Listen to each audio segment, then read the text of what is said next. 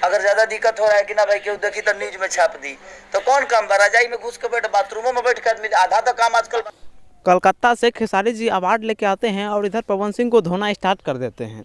जी हाँ दोस्तों, खेसारी लाल यादव कलकत्ता जाते हैं अवार्ड शो में, वहाँ से ये लगभग 5-6 अवार्ड लेके आते हैं और आते ही यहाँ पे मीडियाकर्मी ने इनसे इंटरव्यू लिया। एक दिन बाद शायद उनसे इंटरव्यू लिया और ये पूछा गया कि क्या आप जो गए थे अवार्ड शो पे पवन सिंह क्यों नहीं गए?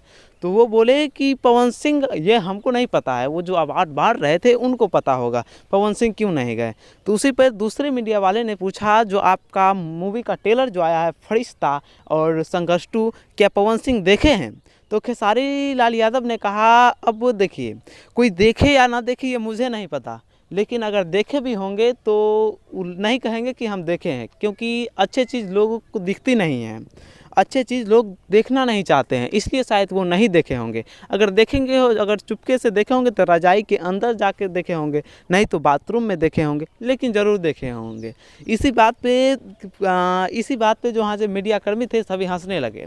तो लेकिन दोस्तों आप सबको बता दें कि खेसारी लाल यादव जो आए दिन रिकॉर्ड पे रिकॉर्ड तोड़ रहे हैं, क्योंकि उनका मूवी का ट्रेलर दो जो आया है सभी ट्रेंडिंग में जा रहा था, इधर इनको अवार्ड भी मिल गया, 5-6 अवार्ड मिल गया, जिसमें भोजपुरी का और नाम रोशन हो गया।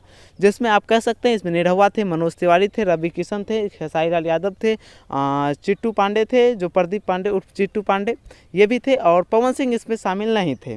जिसमें कह सकते हैं कि भोजपुरी के पावर स्टार कहे जाने वाले पवन सिंह इसमें शामिल नहीं थे।